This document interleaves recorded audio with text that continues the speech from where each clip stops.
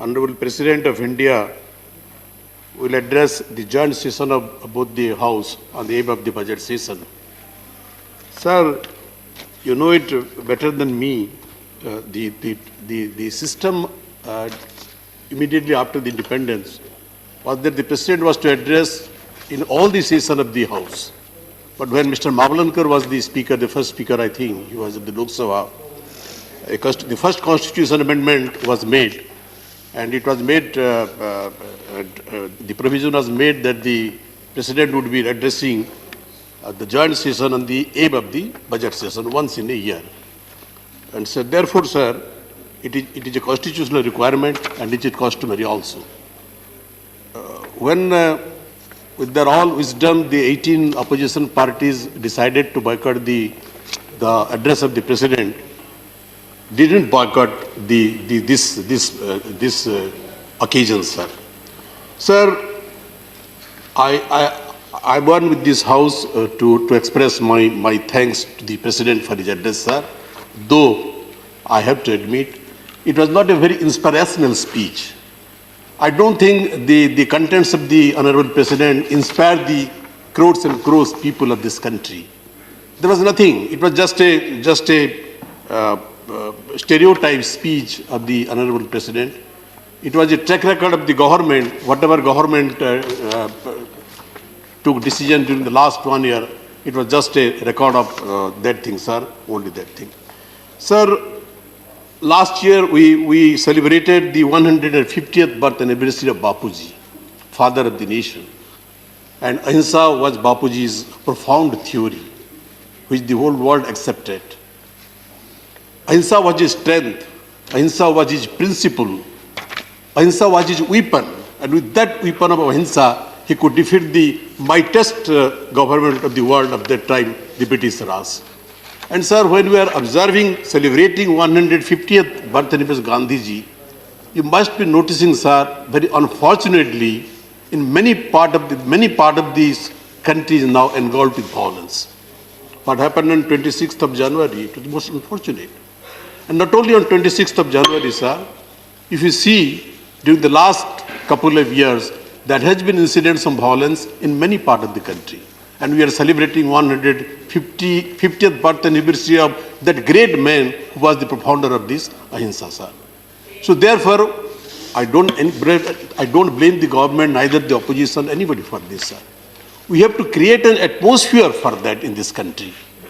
We have to create a mindset about Ahimsa in that country. That is important, sir. And therefore, sir, what our suggestion is, my party, the Biju Janata Dal, and my leaders in Naveen Patnaik has been appealing to all the national leaders since last 2 years. Has been appealing to all political parties, including the ruling party, to incorporate the theory of Gandhi's Ahimsa in the preamble of our constitution. Just to create an atmosphere that let the people of this country again realize the Ahimsa is the best way out. Ahimsa is our principle, Ahimsa will be our weapon. And with that atmosphere, if we are able to create, I think we can be able to contain the Himsa, the violence that is going on in different parts of the country, unfortunately, sir. So therefore, sir, I appeal this government to ponder over this proposal given by Sri Naveen Patnaik ji. Sir, Odisha is as a whole, India is a land of peace. And if you remember, sir, Odisha, we are the place of Lord Jagannatha. Lord Jagannath, great temple is there, which attracts lakhs of bhaktas, devotees from all over the world. And sir, if you go back to the history of 2000 years back, Ashoka invaded Odisha. There was a war that was called Kalinga War on the bank of river Prachi. The river Prachi still exists. And during that time, lakhs and lakhs people were killed. Ashoka invaded Odisha. And in that war, Odisha turned Ashoka into Dharmasoka. Ashoka was during that time known as Chandasoka because of his invading attitude. And Odisha turned Ashoka, the Chandasoka, into Dharmasoka. And from there, Ashoka accepted Buddhism. and preached throughout the world Buddha's theory of peace, non-violence, tranquility, brotherhood and humanity. That is my land, Odisha, sir. So therefore, from that land, Naveen Patnaik has given the call of peace and non-violence.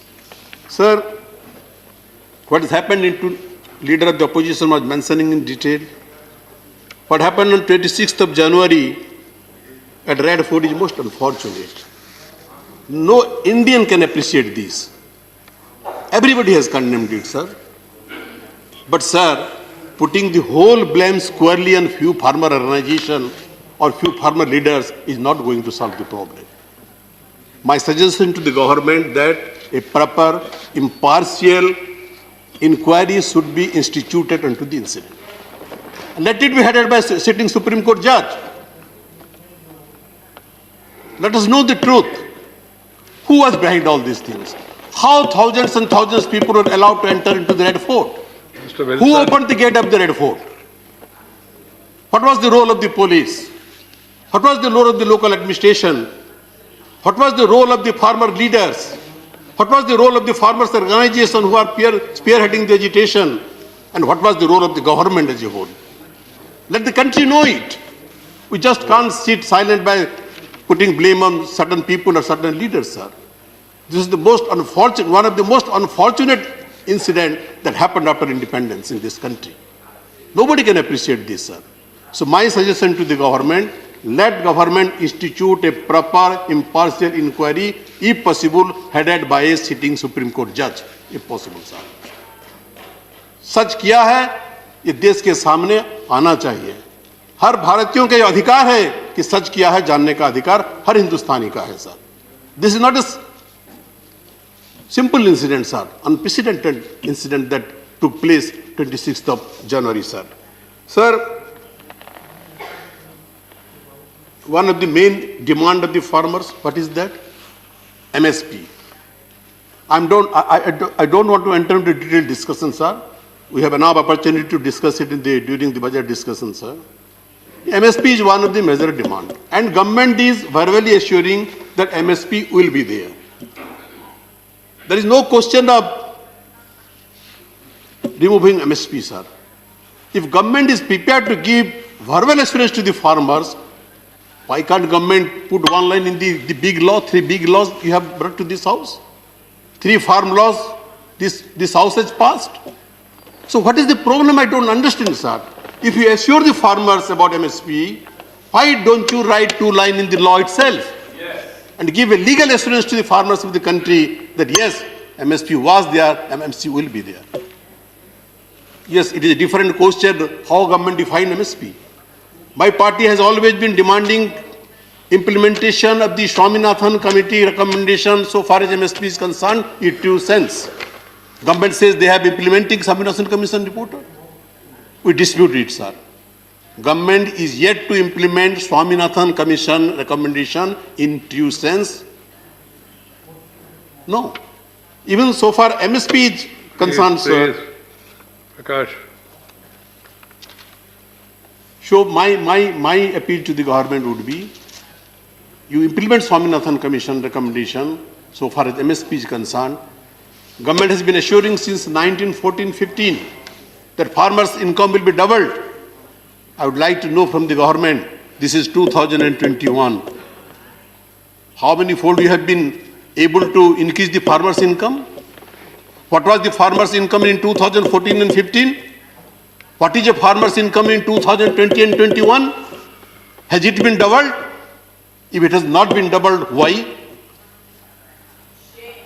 Can I not say that the government is failure? It is a failure of the government in this field, in this respect?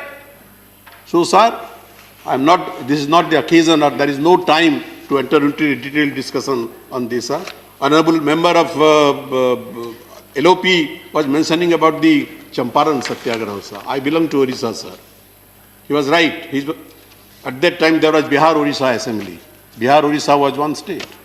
Gandhi spearheaded the Champaran agitation against the forceful cultivation of indigo, neem, by the British planters, because the cultivation of indigo was spoiling the land. If you go for cultivation of indigo, you cannot go for other crop for 4 or 5 years. That was the complaint of the farmers. And as you was mentioning, I don't want to reiterate it, a law was brought in the Bihar Orissa Assembly, and it was referred to a select committee on the demand of the members. I don't understand, heaven would not have fallen if it would have been referred to a select committee of the Rajya Sabha. That was the demand. So, sir, and I think the demand of the opposition at that time has been vindicated by the Supreme Court. May not be a select committee, but the Supreme Court has appointed a committee. Of course, there is 1,000 question mark about the constitution of the nature of the committee, sir.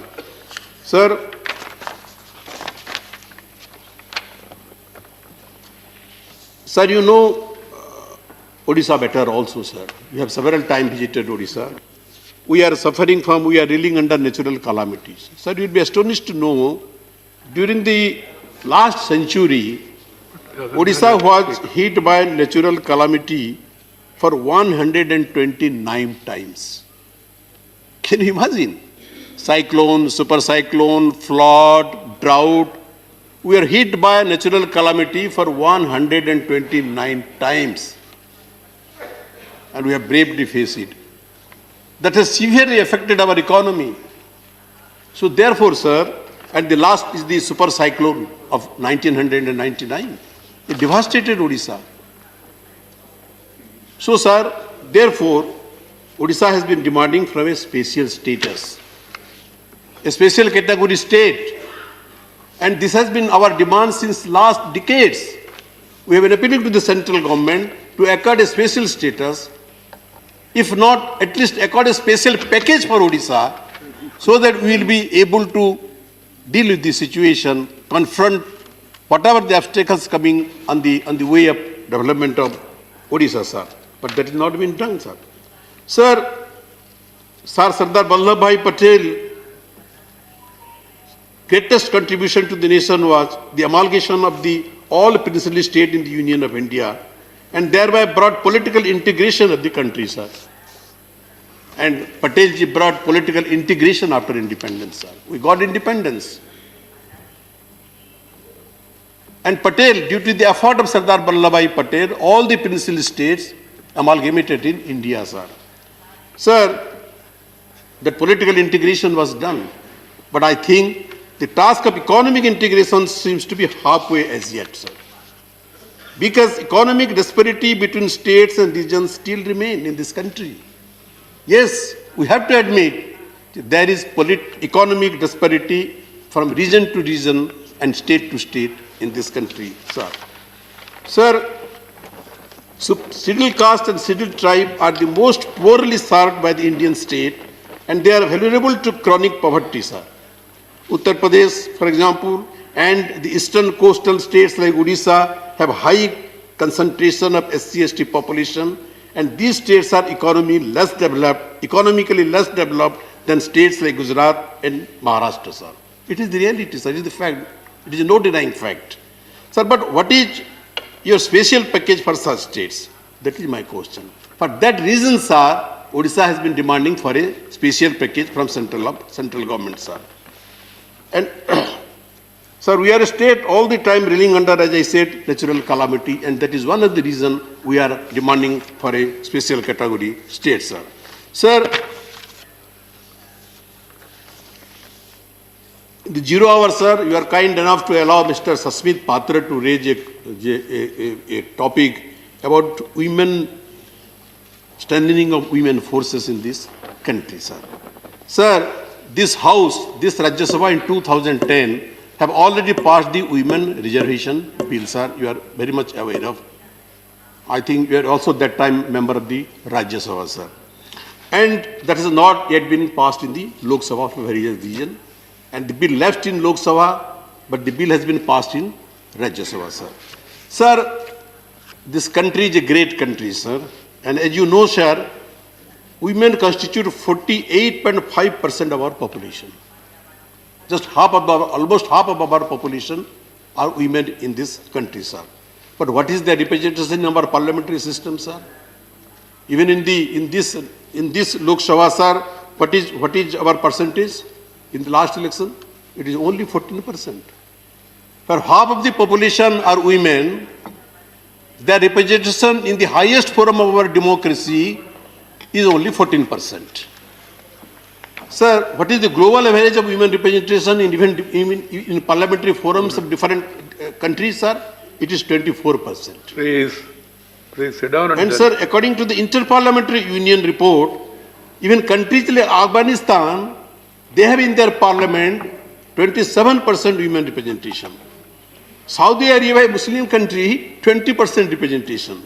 Nepal, the smallest country, 32% representation. And Bangladesh, sir, 27% representation. And in India, the largest democracy of the world, with the second largest population in the world, we have only 14% representation in our Lok Sabha, in our parliamentary forum, sir. And in 42 countries, we find more than 30% women in their parliament, sir. And amongst the BRIC countries, we are the last. Among the 4 BRIC countries, we are in the 4th position so far as the women representation in parliamentary forums are concerned, sir. Sir, even Muslim countries, who are considered to be very conservative countries, even Muslim countries like Sudan, Saudi Arabia, as I mentioned, Pakistan, have more women representation than in India, sir. Sir, they are also underrepresented in different state assemblies. Therefore, sir, we have been demanding that government should come forward, and this government has very comfortable majority in Lok Sabha. Rajya Sabha has passed that bill.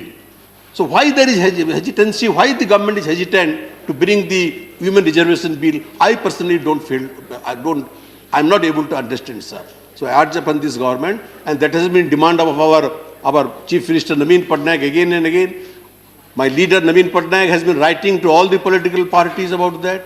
He has appealed to all political leaders that let women reservation bill be passed in parliament. Yes, women have done excellent in administration, in corporate sector, in education. Everywhere women have, even in aviation, in air force, in our military, everywhere.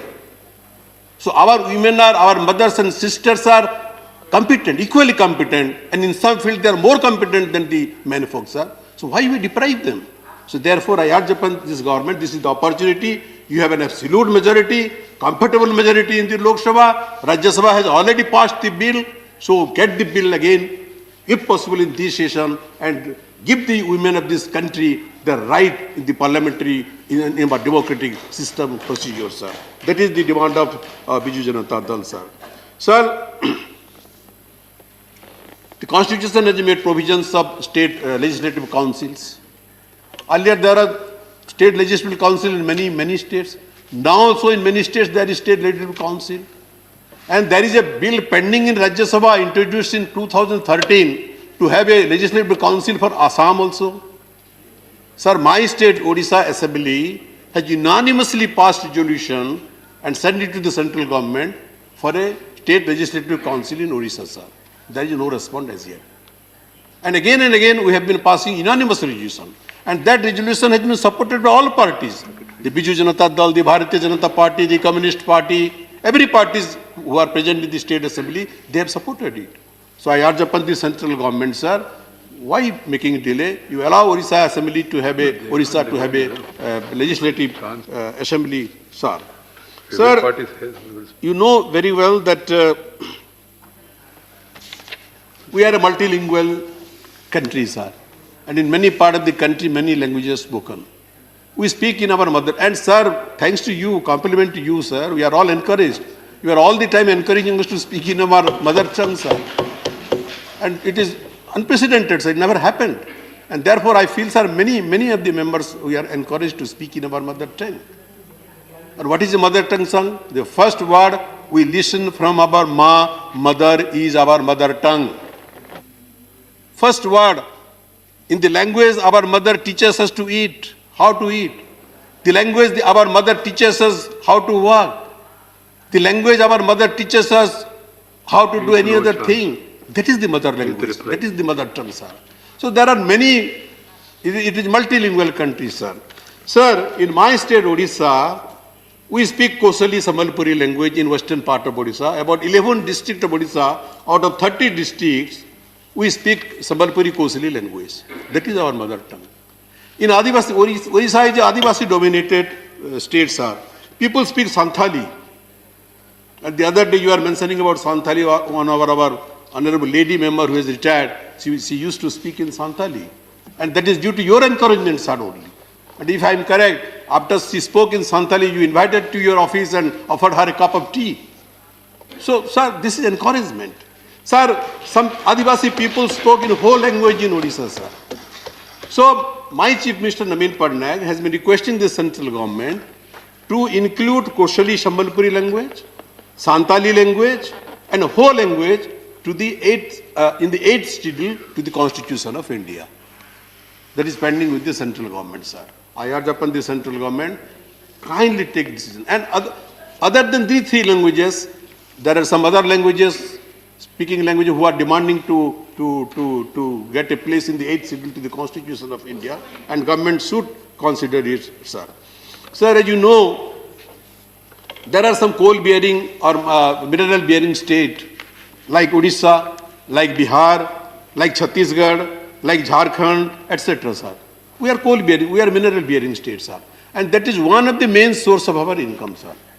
Odisha is a coal-bearing state, sir. We have enough stock of iron ore, sir. We have, sir, manganese, we have iron ore, we have bauxite, we have plenty of coal, and we get a royalty on that.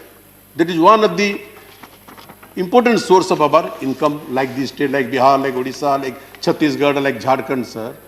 And every 3 years, this royalty needs to be revised, which was done by the earlier government, sir.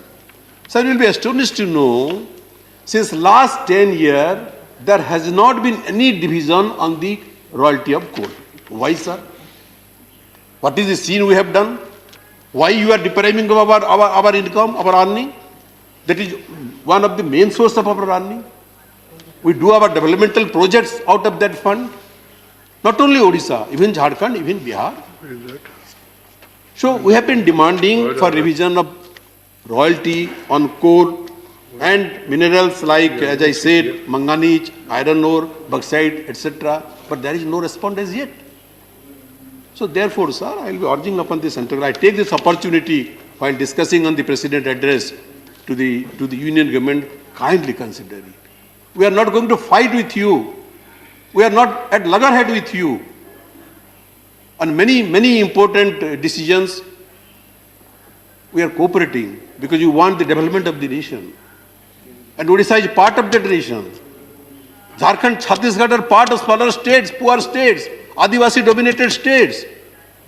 We are also very sons of Bharat Mata. Why this stay materially attitude? That is my appeal to the central government, sir. Sir, the Honorable President mentioned in his speech about Jana Ausudhi Yojana. Sir, it is one of the best Yojana in the health sector, sir. I appreciate. And I thankfully, with my sincerity, the Honorable President and the government as well about the Jana Ausudhi Karyakram, sir. Sir, for poor people of this country, the only remedy is Jana Ausudhi. And Jana Ausudhi can only save the poor patients from the exploitation of the multi-millionaire medicine manufacturing companies, sir. And in the medicine, sir, there is a lot of exploitation. What is the cost of production? And what is the retail price of medicine? Even you take cancer, lot of exploitation are going on, sir. Sir, once upon a time, I happened to be health minister of Odisha, I know it. There is enough exploitation in the field of medicine. So, sir, Jana Ausudhi is one of the solutions. It is a very good scheme.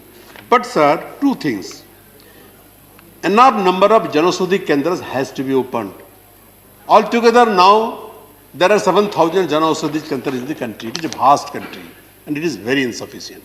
And most of the Jana Ausudhi Kendras, sir, I just, within 5 minutes, then Sasmith. No problem, but Sasmith will Sure, sir. I have discussed with this Sasmith, sir. Okay. So, my appeal is more Jana Ausudhi Kendras would be opened.